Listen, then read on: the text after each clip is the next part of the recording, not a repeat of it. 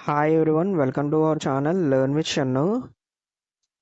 మనకి SSC selection post results అయితే release చేశారు. సో ఈ ఎస్ఎస్సి సెలక్షన్ పోస్ట్ ఏంటంటే మనకి ఫేజ్ 12 ఉంది కదా.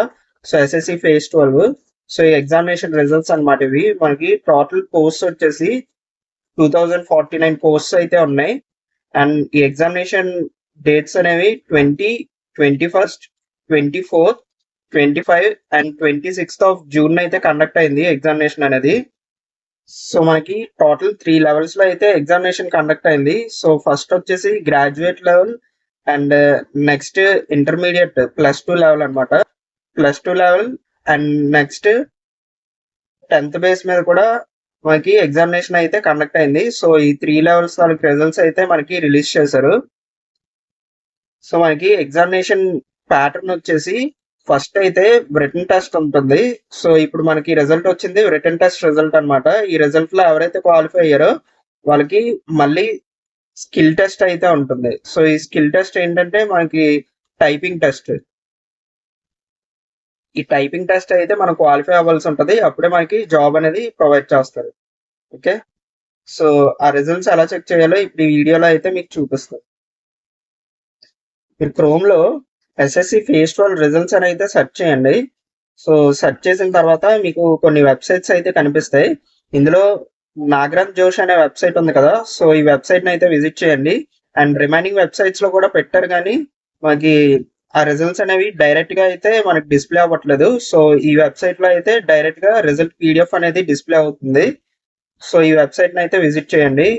సో ఇది ఆ ఐకాన్ అయితే. అండ్ నెక్స్ట్ కిందకి స్క్రోల్ చేస్తే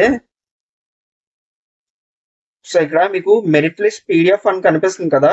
సో ఈ పీడిఎఫ్ వచ్చేసి మీకు ఇక్కడ గ్రాడ్యుయేట్ లెవెల్ అని కనిపిస్తుంది కదా. సో ఈ గ్రాడ్యుయేట్ లెవెల్ పీడిఎఫ్ అన్నమాట ఇది. ఈ గ్రాడ్యుయేట్ లెవెల్లో ఎవరైతే అప్లికేషన్ చేసుకున్నారో వాళ్ళు ఈ రిజల్ట్ పీడిఎఫ్ అయితే డౌన్లోడ్ చేసుకోండి.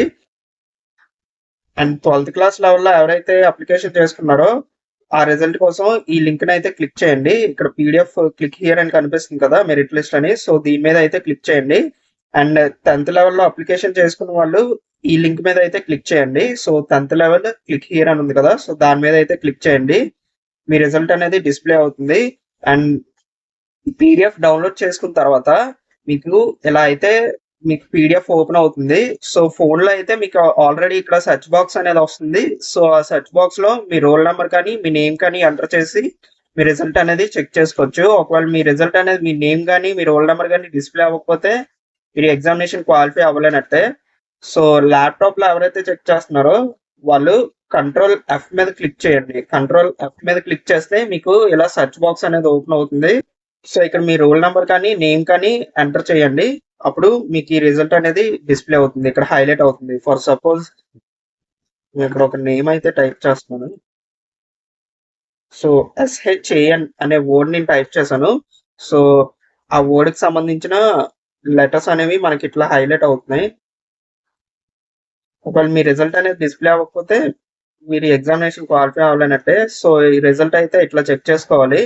అండ్ సో ఈ లిస్ట్ లో ఎవరి నేమ్ అయితే ఉందో వాళ్ళు నెక్స్ట్ స్కిల్ టెస్ట్ కి అయితే ప్రిపేర్ అవ్వండి. సో స్కిల్ టెస్ట్ అనేది మీకు తర్వాత డేట్స్ అయితే రిలీజ్ చేస్తారు, స్కిల్ టెస్ట్ డేట్స్.